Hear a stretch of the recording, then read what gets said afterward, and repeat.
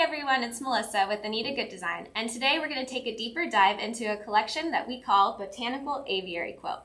Now this beautiful quilting collection features a few techniques that we love here at Anita Good Design, including our quilting technique, some folded fabric borders, and we even have embroidery stitching over the borders in this. But today the thing I really wanted to show you all is our fussy cutting technique for the background fabric.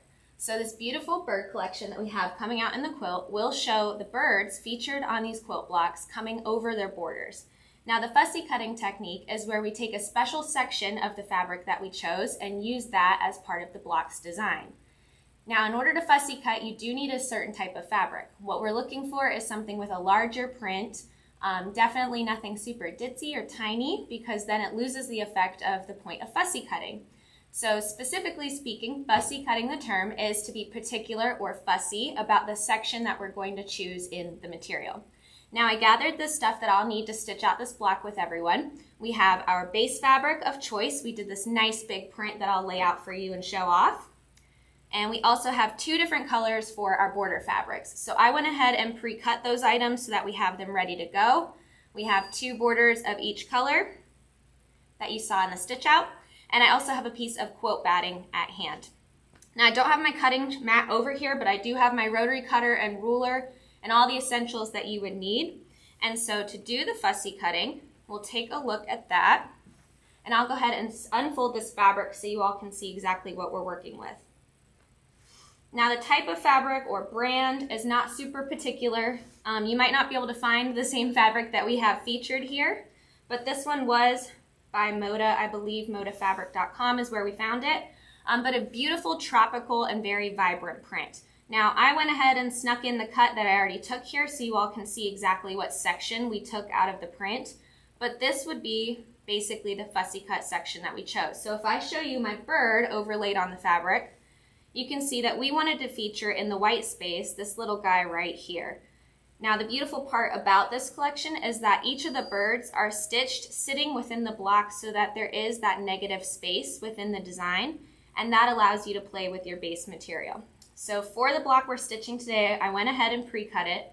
Now if we're doing an A-size quilt block, you would only need about a 9 by 9 inch cut of fabric, but obviously I cut it a little bit larger to ensure I got the section that we wanted. So we're going to go ahead and set up the machine and we'll get started. All right, now that we have our machine set up and everything is loaded to our hoop, we have our hoop set up with some no-show mesh stabilizer for quilt blocks. And I have it ready to go with a dark thread so that everyone will be able to see kind of what we're stitching. But be sure to remember to match your fabric colors as you go throughout the project for the best finished results.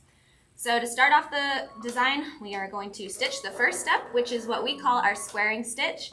And this is essentially to square off the place of where we're going to put our batting for our block. Now at Anita, we always put the batting into the design rather than the traditional quilting method of doing it at the end. That way you don't have to worry about putting the batting into the finished quilt and all your layers are already together. And it also saves some extra waste by doing it that way.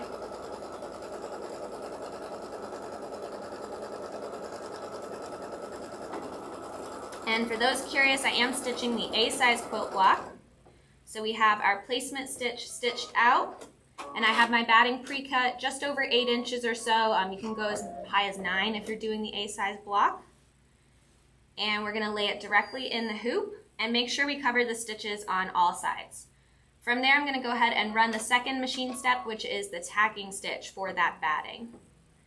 Now as a friendly reminder, all of our placement stitches are single ply, and all of our tacking stitches are 2 ply, so that it will go around 2 times to ensure that your material is secured, or in this case, our batting. So I'm just guiding it a bit with my hand, but if you are not one to like to put your hand in the machine, you do not have to.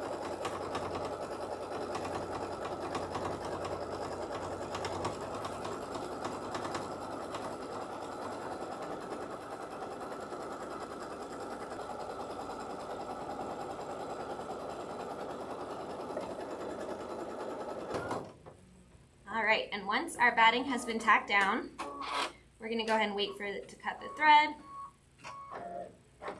And now I'm going to pull the hoop out of the machine and use scissors to trim away any of that excess batting from that tacking stitch line. Now, best practice is to lay your hoop flat, so if you can't see my hoop, just know that you gotta lay it on a flat surface to cut. And my favorite scissors, I highly recommend, and everyone at Anita is using them, is our double curved tip embroidery scissors.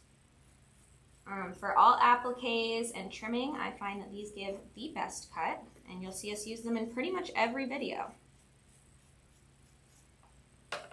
And a lot of times at events, I used to get asked, well, why do we trim away this excess batting? It is so that we don't have humps in the finished quilt when we put our blocks together. So we don't want that excess batting in the seam allowance. So now that I have trimmed it away, I have a nice clean square block of batting, and I'm gonna slide that back into the machine. Now, the next step, since we are doing a block with borders, is that this will have a placement stitch for the base fabric. Now, traditionally with quilt blocks, if the fabric goes all the way over the block, it will extend to the edges, and you will not need a placement stitch. We would just lay it right after the batting. But in this case, since we're going to have borders, there is a placement stitch showing us the center area of our block. So I'm gonna go ahead and run that placement stitch.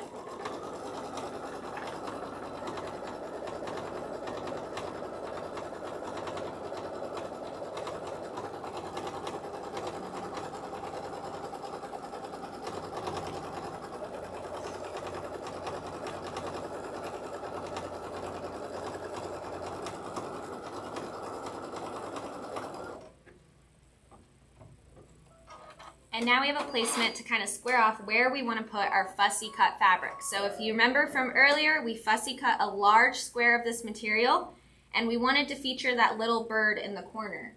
Now I already ran the block before, so I do have a visual reference that I can kind of look at and see where the bird sits. But just remember, if you're doing this for the first time, you choose where you want the fabric to go. So I could pick a flower to go in that absent space, or the bird, or different leaves. In this case, we definitely wanted that cute little bird to sit in the corner. And the biggest thing with fussy cutting is ensuring you have enough fabric to cover that whole placement stitch. So as long as your inner placement stitch is covered up, you will be good to go. And I'm going to pull them down just a little bit more and ensure I have it covered on all sides. So I think that looks pretty good.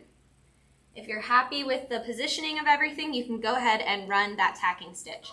Now again, I would suggest matching, so since my fabric is mostly white, I would normally do this with a white thread, but just so everyone can see the stitch lines, we're gonna go ahead and run it in a nice dark teal. Doesn't matter if you forget, because the borders will cover up this tacking stitch anyway. So once again, reminder that it'll be a 2-ply tacking stitch running around the square.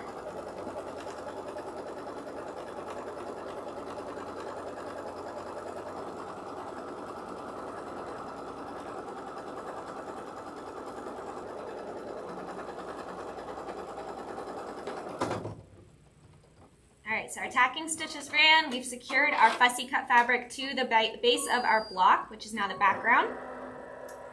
And I want to note again that I did cut this fabric larger than necessary for the block. That way everyone could see what section we chose to fussy cut or particularly cut out that we wanted to feature.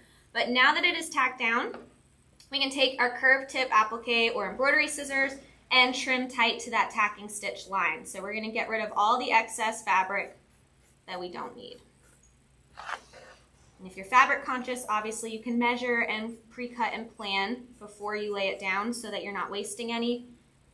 But we're just showing you the technique, so it's all right for us. I'm sure you guys love my squeaky scissors. All right, so once our base fabric has been trimmed away, I'll return the hoop to the machine, and if you can see the shot here of our block, you will see some of that batting exposed. That is what we're about to cover up with those borders. So I'll return the hoop, and I'm going to go ahead and run the stippling next, which because we have a quilt block, there is stippling. So we're going to run that and then jump ahead to that step being finished since it will take a few minutes, but again, I'm going to be using a white thread to make sure I kind of match that background fabric. So we'll thread it up and we'll hit go on the stippling, and when that's finished, we'll meet back.